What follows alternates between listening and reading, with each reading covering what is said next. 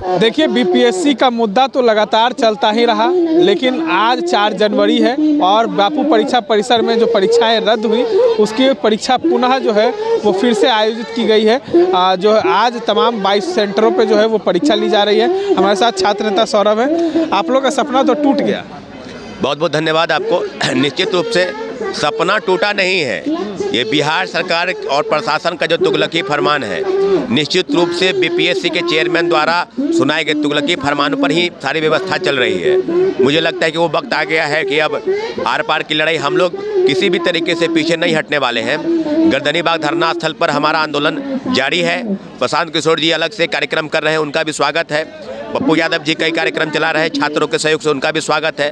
तो निश्चित रूप से जो लड़ाई हम लोग लड़ रहे हैं उस लड़ाई के लिए ये नहीं है कि आयोग तो ये समझा था ना कि अगर परीक्षा ले लेंगे तो फिर तो ये लोग टूट ही जाएगा। नहीं, आयोग क्या समझ रहा है, आयोग क्या समझती है उसका बात छोड़िए ना।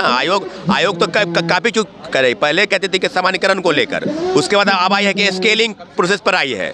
तो एक बात जान लीजिए कि सुप्रीम कोर्ट का भी गाइडलाइन है कि जब एक परीक्षा है तो एक शिफ्ट में ही आयोजित होगी और खेल के बीच से कई नियम बदले नहीं जाएंगे। तो पूरी तरीके से किस तरह का आप प्रयोग कर रहे हैं। हम लोग किसी भी तरीके से ना आंदोलन से पीछे हटने वाले हैं, सड़क पर भी प्रोटेस्ट होगा और दूसरी तरफ कोर्ट जाने की भी तैयारी है। कोर्ट बंद है, 7 तारीख को कोर्ट ओपन होगा, पूरी तैयारी है।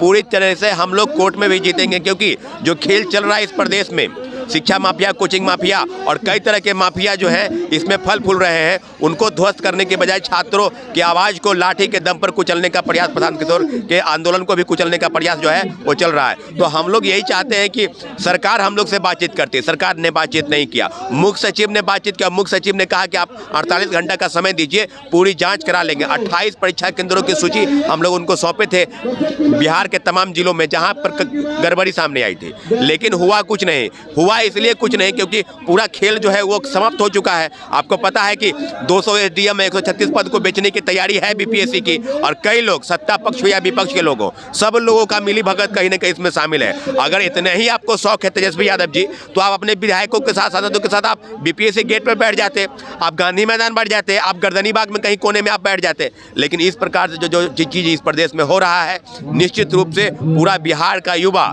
साथ साथ पूरे देश का युवा वर्ग इस प्रकार से नाराज है। मात्र एक शिफ्ट के परीक्षा आप लोग का मुद्दा को भटका रहा है, वैनिटी वैन के मुद्दे पे आ गया है। हाँ, नहीं, यही हम कह रहे हैं कि कई चीजें हैं। अब प्रशांत किशोर जी का क्या स्थिति है, उनमें किन किन चीजों का इस्तेमाल आप कर रहे हैं कि वैनिटी वैन है तो करोड़ों का ये है। एक न्यूज और भी हो रहा था कि गर्दनी बाग में जो चल रहा है, दिल्ली से फंडिंग हो रहा है। लग रहा है कोई आतंकवादी घटना घटने वाली है पटना में, दिल्ली से नहीं, कुछ दिन में कहेंगे पाकिस्तान से फंडिंग हो रहा है। तो पूरी चीजें अब हम लोग इस प्रकार से हैं कि नेताओं से पूछा जाए जो बिहार के सत्ता पर आसीन है कि क्या आप 2025 के विधानसभा चुनाव में जाएंगे तो युवा अगर आपको नहीं जूता से नहीं पीटेंगे तो उस युवा पर शर्म है। जूता उठाकर, लाठी उठाकर आप तैयार रखेंगे और एक एक जूता उस नेता को, चाहे वो सत्ता पक्ष के हो चाहे विपक्ष के हो, तमाम विधानसभा केंद्रों पर हो और चाहे लोकसभा के चुनाव हो, इन लोगों को जूता से पीटने का काम युवा और हम लोग करने वाले हैं। निश्चित रूप से बिहार की अस्मिता पर जो प्रश्न है और बिहार के सारे सीटों पर जो धांधली और सेटिंग का खेल चल रहा है, उसके लिए पूरा युवा वर्ग तैयार है।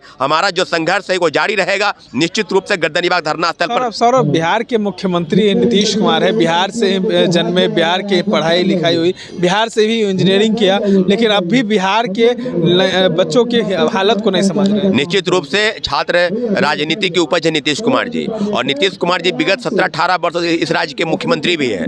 तो क्या छात्र हित में हम लोग की जो डिमांड थी अगर गलत थी तो एक बार मुलाकात कर लेते। हम लोग का कोई बहुत बड़ा डिमांड नहीं है री एग्जामिनेशन कराने का, एक परीक्षा एक शिफ्ट में आयोजित करने का। इसके बावजूद भी जिस प्रकार से खेल चल रहा है, मुख्यमंत्री जी अगर मिल लेते और अगर कह देते कि नहीं आप लोग का आंदोलन बिल्कुल नाजायज है, इलीगल है, हम लोग आंदोलन को समाप्त कर देते। सिर्फ मिलाने भर से इन लोगों को इतना प्रॉब्लम है। निश्चित रूप से जो मुख्यमंत्री जी के इर्द गिर्द कई लोग हैं जो मंत्रिपरिषद के नेता हैं, पूरे प्रक्रिया का खेल वहीं से चल रहा है और मुख्यमंत्री जी को गुप्त रूप से सारी जानकारी जो है दी जा रही थी कि क्या खेल चल रहा है। तो मुझे लगता है कि पूरी सीट, पूरी प्रक्रिया और जितने भी परीक्षार्थी आज परीक्षा में बैठने वाले हैं उन लोग भी यही जान रहे हैं कि पूरा सीट बिक गया है। पूरी तरीके से जो गला घोटने का काम है इस राज्य की सत्ता में आसीन लोग जो है वो करने का काम कर रहे हैं। हम लोग पीछे नहीं हटने वाले हैं, आंदोलन जारी रहेगा। गर्दनी बाग धरना स्थल हो या गांधी मूर्ति के पास, पूरे तरीके से छात्र अभ्यर्थी एकजुट है। जब तक हमारी मांग को पूरा नहीं करती है सरकार या कोर्ट के द्वारा माध्यम से हमको पूरा करवाना है,